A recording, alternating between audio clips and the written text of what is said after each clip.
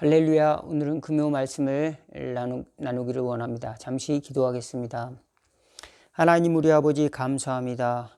이 시간도 귀한 말씀을 통해서 하나님의 선하심 앞으로 저희들 초청하심을 은혜 감사하옵나이다. 저희들 엎드려 간구하오니 우리들이 딱딱해지고 또 아버지 하나님의 빛에 둔감하여진 눈이 먼 저희들의 심령을 다시 밝혀주시기를 원하옵나이다. 아버지 하나님이여 주여, 저희들은 깨지고 또 넘어지고 부서져서 때로는 귀가 멀고 눈이 어두워져서 하나님이 주시는 치유의 빛을 경험하지 못하고 또 하나님이 주시는 넓은 바다와 같은 사랑을 우리가 느끼지 못하고 살아가고 있지 않습니까? 도와주시옵소서. 또한 그리스도께서 우리를 위한 그 사랑이 산과 같은 은혜를 경험하지 못하고 살아가고 있지는 않습니까? 경험했다 할지라도 때로는 깨닫지 못하고 살아가나이다.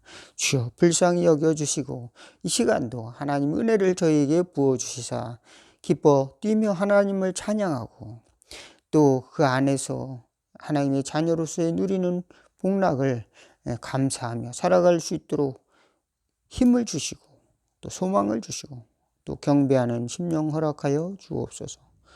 주님의 마음으로 이웃을 섬기며 사랑하며 살아갈 수 있도록 아버지 하나님께서 은혜를 주시옵시고 또 부르심을 허락하옵소서. 예수님의 이름으로 기도하옵나이다. 아멘. 하나님의 말씀을 잠깐 나누겠습니다. 오늘의 본문의 말씀은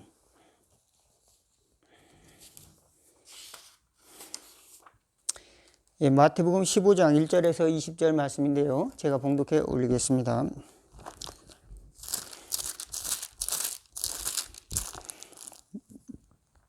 그때 바리새인과 서기관들이 예루살렘으로부터 예수께 나와 이르되 당신의 제자들이 어찌하여 장로들의 전통을 범하나이까? 떡 먹을 때에 손을 씻지 아니하나이다. 대답하여 이르시되 너희는 어찌하여 너희 전통으로 하나님의 계명을 범하느냐?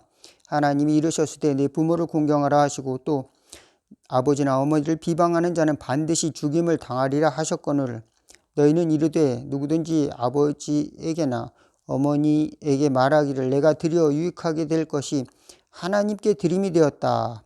고 하기만 하면 그 부모를 공경할 것이 없다 하여 너희 전통으로 하나님의 말씀을 폐하는도다. 외식하는 자들아 이사야가 너희에 관하여 잘 예언하였도다. 일렀으되 이 백성이 입술로는 나를 공경하되 마음은 내게서 멀도다.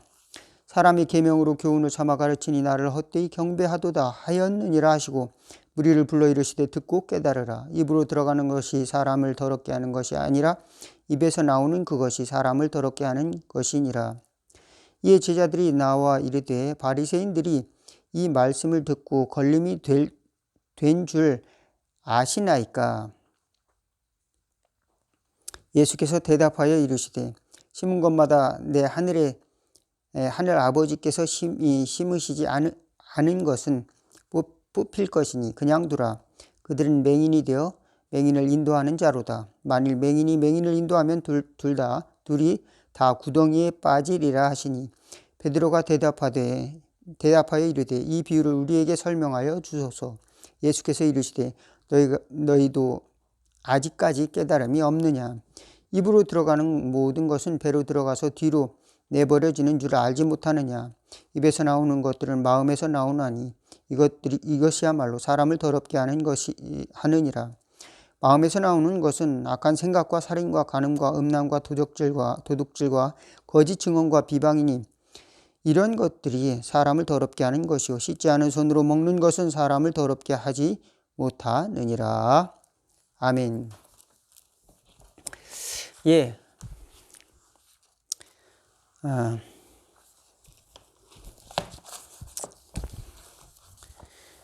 오늘은 예수님께서 그 바리새인들과 서기관들에 대해서 또 한판 이제 갈등이 시작되는 그 이야기를 또 다루고 있습니다. 예수님께 당신의 제자들은 왜 밥을 먹을 때 손을 씻지 않고 먹습니까? 라고 이제 바리새인들이 항의를 하죠. 왜 그런 말을 했을까요? 그들은 모세의 율법에 그 조항들이 중에 밖에 나갔다 오면은 손을 씻고, 식사하기 전에는 또 손을 씻고, 그런 것이 아니 전통이었습니다. 전통. 그런 전통을 왜 무시합니까? 당신의 제자들은. 우리식으로 말하면은 당신들의 무리들은 그 격식을 갖추지 못하는 그런 대목지 않은 일들을 합니까? 그렇게 이제 얘기를 하는 것이죠. 그러니까 예수님께서 그 비유를 들어서 이제 말씀을 하시는 것이죠.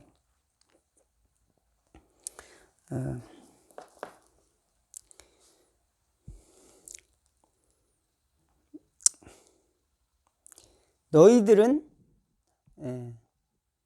하나님께 드린다라고 하고서 말로 하고서 그렇게만 하면은 이제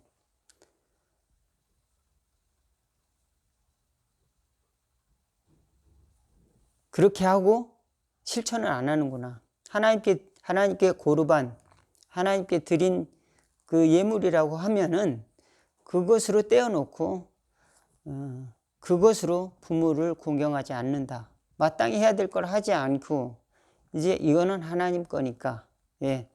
만약에 우리가 이런 거랑 비슷한 것이죠. 내가 100만 원 월급을 받았는데 이제 10분의 1을 하나님께 드린다 이렇게 생각을 했는데 10분의 1을 하나님께 드렸으니까 나는 이제 효도하지 않아도 돼. 부모님께는 용돈 안 드려도 돼. 이렇게 생각하는 겁니다. 요즘은 그런 게 참 어렵죠. 왜냐하면 교육비가 꽤 많이 들어갑니다. 교육비가 많이 들어가고 또 세금도 꽤 많이 나가요. 국가에 내는 세금도 꽤 많이 나가고 또 생활비도 퍼센테이지가 이제 많이 들어가죠. 이제 수준이 높아지니까 기본적으로 써야 될 돈들이 꽤 많이 있습니다. 그런데 성경에서의 가르침은 중에서 부모를 공경하라는 것을 이제 그들은 스스로 빼먹는다는 겁니다.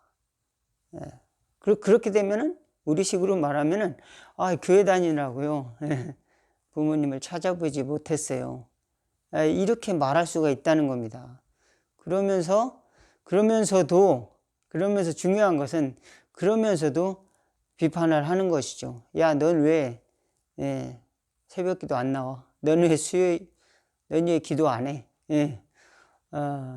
그렇게 될 수가 있는 거죠. 자기는 안 하면서 다른 사람에게는 그 판단의 구실로 삼는 거죠. 자기가 잘한 것은 이제 의로서 주장을 하고 자기가 못한 것은 이제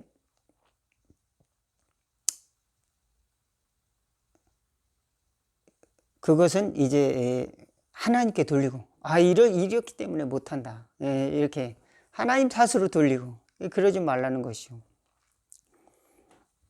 예수님께서는 그 율법을 중하게 여기시긴 했습니다. 그렇지만 율법을 통해서 율법이 나쁜 것이 아니다. 율법 1.1획도 없어지지 않을 것이다. 이렇게 말씀하셨는데 율법을 빙자해서 가장 중요한 율법의 내용, 율법의 핵심을 잊어버리면은 그것은 헛된 것이다. 예수님이 그것을 가르쳐 주셨습니다. 율법의 겉모양만 흉내를 내고 율법의 내용, 인과 의와 사랑을 잃어버린다면 그것은 율법의 정신을 잃어버린 것이다. 이렇게 말씀을 하시는 거죠. 그리고 사람이 먹는 것은 이제 입으로 들어왔다가 뒤로 나가면은 그건 괜찮다는 겁니다.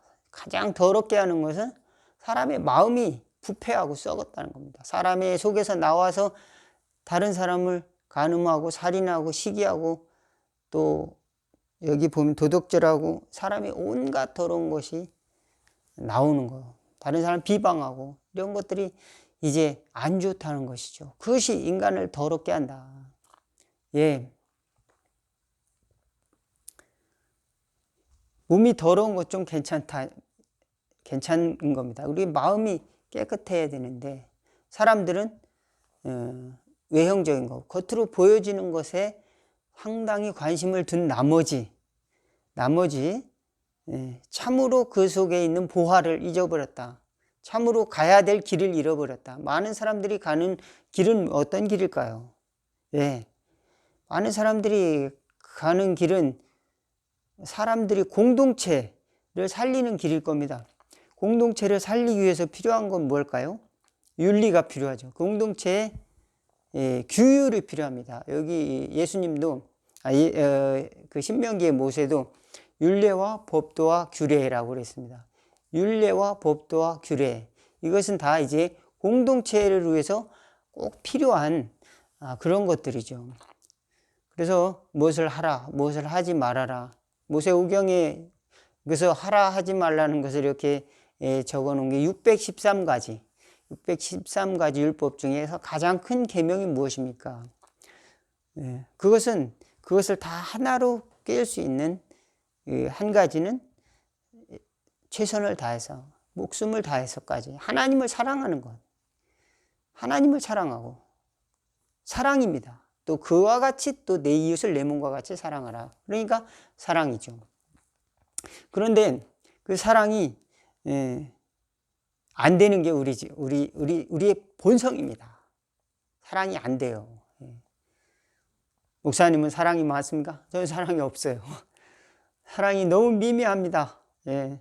사랑을 가끔 보면 제 속에서 사랑을 찾아볼래야 찾아볼 수 없을 지경이 된 때도 있습니다. 여러분 실망하셨습니까? 그래서 저는 하나님의 사랑,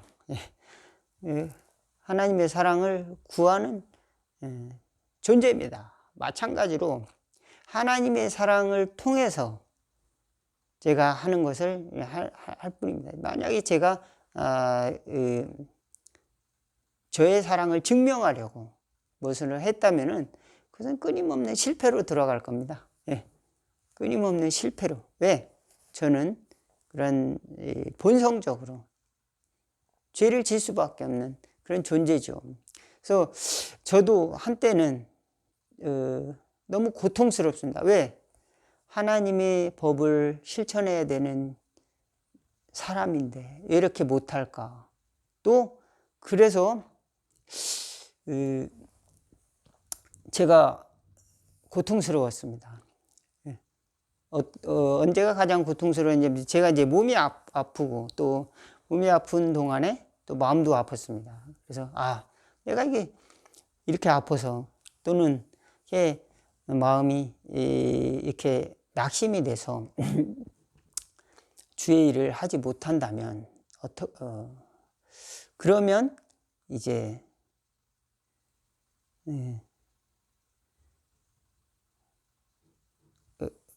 그러면 얼마나 나 자신은 불쌍한 존재인가. 나 자신에 대해서 생각하는 것이죠. 나는 이게 아무것도 할 수 없는 존재구나. 이렇게 생각하고 이제 한쪽에는 이제 책장이 있고 또 그 책장 쪽으로 몸을 기대서 몸을 이제 책장 쪽을 향해서 이렇게 새우가 구부린 것처럼 이렇게 누워 있었습니다. 근데 왜 그랬을까 지금 생각해 보니까 몸이 아프다는 것은 이제 부모님에게 죄를 짓는 겁니다. 왜 그러냐면은 부모님이 이렇게 부모님을 걱정 끼쳐 드리는 거는 윤리에 어긋나는 거예요. 윤리에. 한마디로 공동체를 유지하는데 문제가 생기는 겁니다. 공동체의 윤리는 뭡니까? 부모에게 공동체의 윤리가 있습니다. 그것을 깨지는 겁니다. 공동체 윤리가 무너지는 겁니다. 그러면은 이거를 잘 만들어야 되는데 그걸 못 만들었다. 그렇죠. 예, 그걸 지키지 못했다라고 하는 그 마음이죠. 그래서 이걸 지키지 못했구나. 마치 무거운 짐을 짓는 것 같습니다. 무거운 짐을 짓고 사람들은 여기 함정이 빠진다는 겁니다. 무거운 짐을 지려고 하는 것, 무거운 짐을 이렇게 적당하게 놓는 것은 그 공동체를 잘 지켜나가기 위해서, 안정되기 위해서 하나님이 주신 하나의 그 지역 어떤 곳곳에 놓인 보호 장치지. 그것이 사람을 하나님의 보호를 위해서 준 장치지. 그것이 짐이 되도록, 그것이 짐이 되어서 사람을 죽이는 그 길로 가면 안 된다는 겁니다. 율법의 길로 간다. 많은 사람들이 율법의 길로 가요.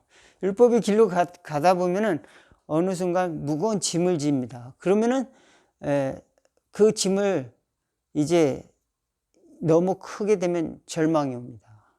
그러면은 이제 나중에는 그것을 포장하기 위해서 이제 보여지는 것을 합니다. 다른 사람에게 보여주기가 간단하잖아요. 쉽잖아요. 난 이것으로 끝냈다. 그 다음에 다른 사람에게 정죄하는 마음. 당신은 이거 못했지. 난 이렇게 열심히 해서 이렇게 했는데 당신은 이렇게 안 하잖아. 이렇게 하는 그런 율법적인 그런 형태, 모습을 이렇게 보이게 되는데요. 우리는 예수님이 가르쳐 주신 대로 복음의 길을 가야 할 줄로 믿습니다. 복음의 길로 가야 되는데 그 길은 좁은 길, 예수님이 가르쳐 가신 좁은 길, 구원의 길을 가야 될 줄로 믿습니다. 많은 사람들이 추구하죠. 도덕적인 삶을 살아야 된다. 공동체를 위해서 살아야 된다. 그렇죠. 맞습니다. 그렇게 위해서 살아가는 것이 맞지만, 우리가 공동체를 위해서 살아가는 우리 각자 개인이 무너진다면, 개인이 영혼이, 그래서 짓눌려서 이제 그 율법의 돌에 맞아 죽는다면은 그 삶의 의미가 없는 것이죠. 예수님이 오실 의미가 없는 것이죠. 예수님은 거기서 우리를 보호해 주시고, 여기 좁은 이 길로 피해라고 주님은 말씀하십니다. 그리고 더 큰 공동체, 하나님의 나라의 공동체, 이 우물한 개구리에 빠져 죽지 말라는 겁니다. 우물한 개구리에서 빠져 죽지 말고 하나님의 큰 공동체, 그걸 바라보라고 하는 것입니다. 우리는 무거운 돌이 떨어지는 율법의 산에 오르길 원합니다. 그렇지만 예수님께서는 그걸 짐을 십자가 앞에서 내려놓고 말씀의 은혜를 가지고 하나님이 주신 은사를 가지고 선한 싸움을 싸우고 가라. 선한 싸움을 싸우는 것은 남에게 보여주기 위해서 하는 싸움이 아니라 우리 마음에 하나님의 의와 선과 진리를 품고 살아가라는 겁니다. 근데 우리 마음의 의와 선과 이런 것들을 잊어버릴 때가 많습니다. 그리고 사람들 앞에 보여주는 결과, 사람들은 결과가 과정보다 중요하다고 늘 말하죠. 그렇습니다. 우리는 우리 짐이 있기 때문에 이 짐을 내려놓기 위해서 결과를 향해 달려갈 뿐인 것입니다. 그런데 그러다가 내가 왜 이런 짐을 졌지? 목표를 잊어버리는 거죠. 그렇게 되면 깊은 절망감과 상실감을 경험하게 됩니다.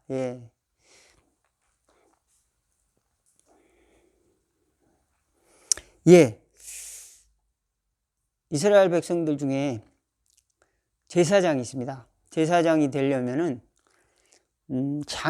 장애인들은 제사장이 될 수가 없습니다.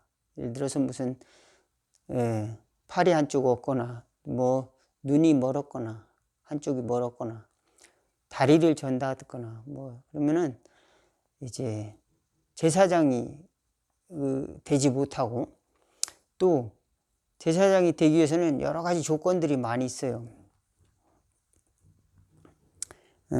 옷도, 제사장의 옷도 잘 또 필요해서 옷도 갖춰 입어야 되고, 또 제사장의 의식을 또 잘 치러야 됩니다. 그리고 이제 계속 해야 되는 일들이 있죠. 번제를 드리고, 또 자기를 위해서 드릴 뿐만 아니라 백성들을 위해서 드리고, 번제, 화목제, 뭐 소제, 뭐 이런 것들을 드려야 됩니다. 또 결혼도 아무나 하고 할 수 없습니다. 같은 레위 지파의 사람들하고 결혼하고, 또 이혼한 여자하고는 또 결혼할 수 없고, 여러 가지 제약도 있습니다. 음식도 아무거나 먹어서는 안 됩니다. 또 피를 먹어서는 안 되고, 그거는 뭐 누구나 다 공통된 거지만, 부정한 음식은 이제 제사장들은 더욱 먹어서는 안 되고,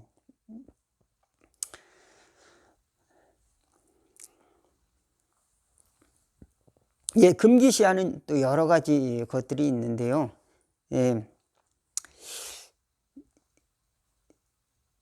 이런 것들은 또 왜 주어졌을까요? 이런 것들은 왜 주어졌을까요? 구별된, 하나님의 그 공동체를 유지하기 위해서는 이런 구별이 필요했더랬습니다. 이런 구별이. 그리고 그들에게는 따로 기업을 주지 않았어요. 오늘날로 말하면 땅을 주지 않았습니다. 농사할 땅을 많이 주지 않았어요. 왜 그랬을까요? 그들은 그 사람들이 주는 그 이스라엘 백성들이 찾아와서 이렇게 여러 가지 제물을 드리고 하는 것들을 먹을 때 같이 먹고, 또 그것으로 살 수 있도록, 그들과 어울려 살 수 있도록, 그들을 위해서 기도하고 그들을 위해 할 수 있도록 그런 장치를 마련했습니다. 그래서 이스라엘 사람들에게 예수님께서는 축제 때 이들을 초청해라. 객과 고아와 과부와 레위인들을 초청해라. 가만히 보면 이 네 사람들은 공통점이 있어요. 뭡니까?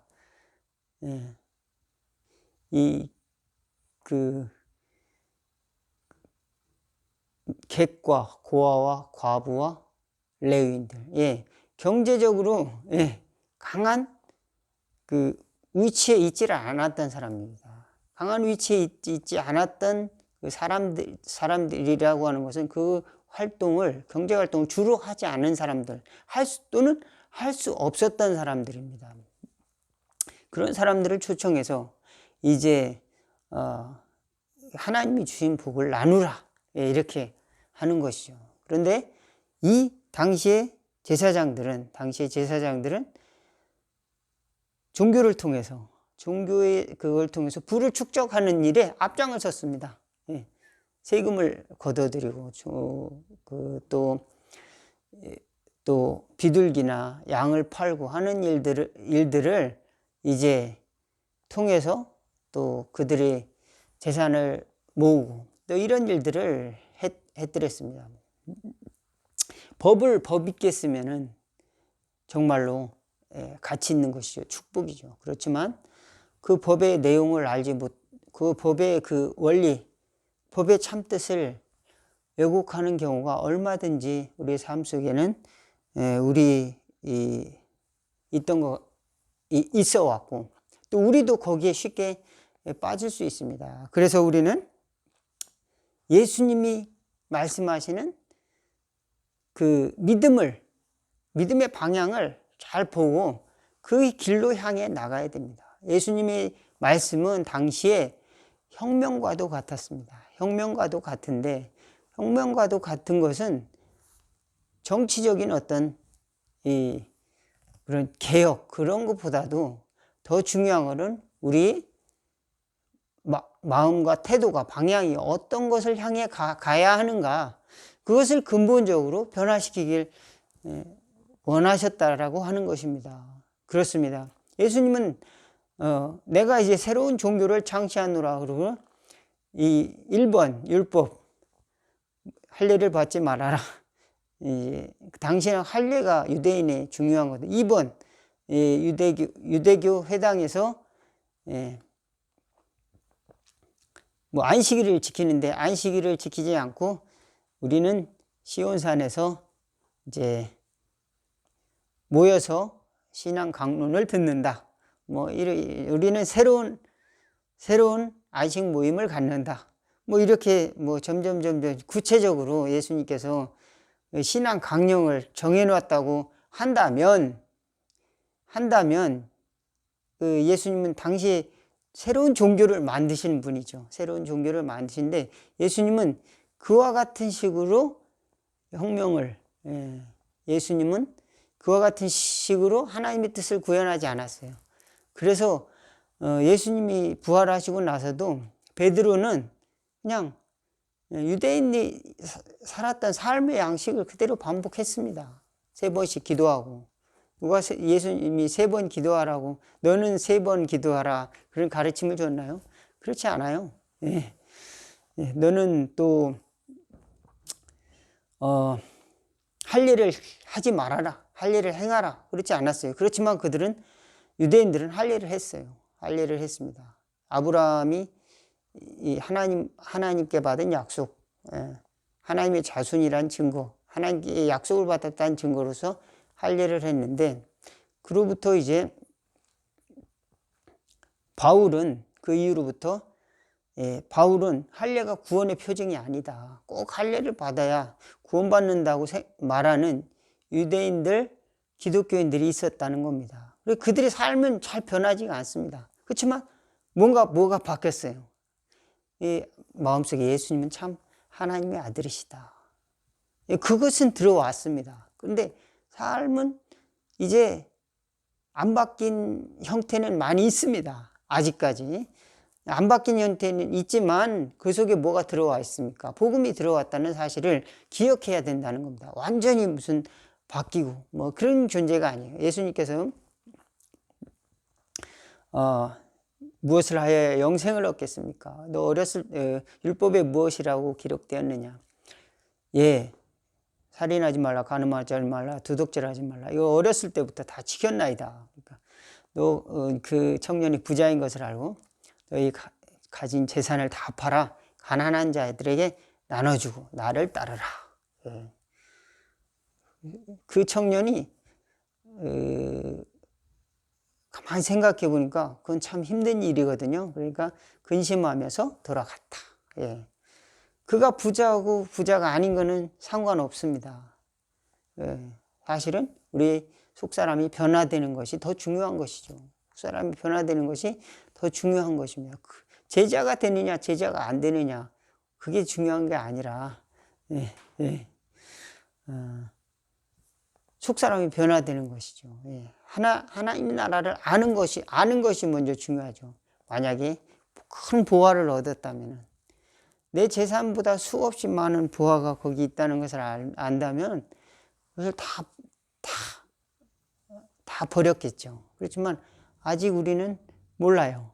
모르기 때문에 우리는 알아가는 겁니다. 우리 하나님의 학교에 나가는 겁니다. 그래서 내려놓고 또 내려놓는 훈련을 하는 것이죠. 하나님께서 결혼이라는 제도를 법을 왜 허락하셨을까요? 저는 이제 곰곰이 생각해 보니까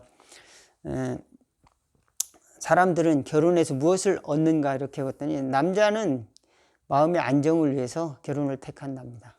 여자들은 경제적 안정이 필요해서 결혼을 택하는 경우가 많다. 뭐 그런 이야기가 있습니다. 물론 다 맞는 이야기는 아니겠죠. 100% 맞는 이야기는 아니고 그런 이야기가 있다는 것이죠. 거꾸로 된 경우도 있겠지만 그것은 다시 말하면 남자는 마음의 안정이 아니라 자신의 안위가 아니라 여자를 사랑해야 되는 의무가 있다는 겁니다. 그래서 결혼을 통해서 가정을 사랑하고 아내를 사랑하는 훈련을 하는 내용을 얻어야 되는 겁니다. 내용을 얻고 여자는 이 물질을 그 물질을 통한 안정이 아니라 하나님이 물질을 주신다. 또 남편을 믿어주는 겁니다. 남편이 믿을만해서 믿어주는 게 아니고,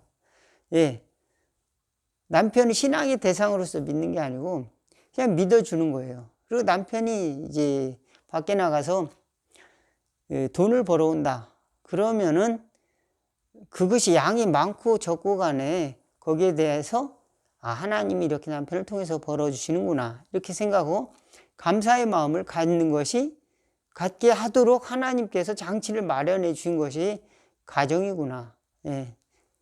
그렇게 하나님은 우리를 부르셨구나. 우리는 부르심의 길을 가야 됩니다. 부르심의 길이 사명이에요.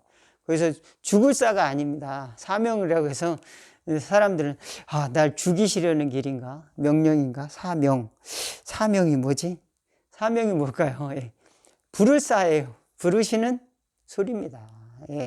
콜링이라고 많은 사람들이 콜링을 그러는데 왜 콜링이라고 그러나? 전화하시나? 왜 하나님이 콜링하시지? 전화하시지? 그러니까 사명을 영어로 콜링이라고, 부르심이라고 이렇게. 하나님이 나를 이제 받아주셨다는 겁니다.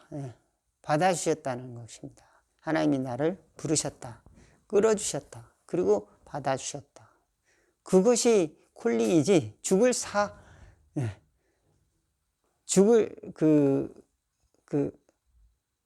죽으려고 이제 죽으라고 부르시는 뭐 초청이 아니라는 거예요. 살리려고 하나님께서 내 것을 내려놓는 훈련을, 이런 장치 저런 장치를 통해서 우리에게 다 주셨던 것이 선물이다 이겁니다. 그래서 율법 또한 하나님의 선물이에요. 적당한 선물입니다. 또 가정도 선물이고, 그걸 통해서 뭘 깨닫습니까? 나는 부족하구나. 나는 죄를 질 수밖에 없는 존재라고 하는 것이구나. 그 다음에 우리는 우리의 마음을 돌아봐야 되겠구나. 우리의 마음을 돌아봐야 되겠구나. 그래서 제자들이 그랬어요. 우리가 잘못했네. 손을 씻어야 되는데 우리가 저 양반들처럼 우리가 살지 못했지, 막 살았지. 그래, 우리 잘못이야. 예수님의 말씀이 저 사람들을 공격한 거를 알지 못했습니까? 제자들이 이제 그렇게 말하죠. 그러니까 예수님께서 가르침을 주시려고 오히려 그런 말씀을 했습니다. 들어가는 것은 괜찮다. 나오니까 또. 그렇지만 우리 마음속에서 나오는 것들을 조심하고 거기서 선한 것을 나오도록 주님께서 또 말씀하고 있습니다. 오늘 말씀이 길었습니다. 여기까지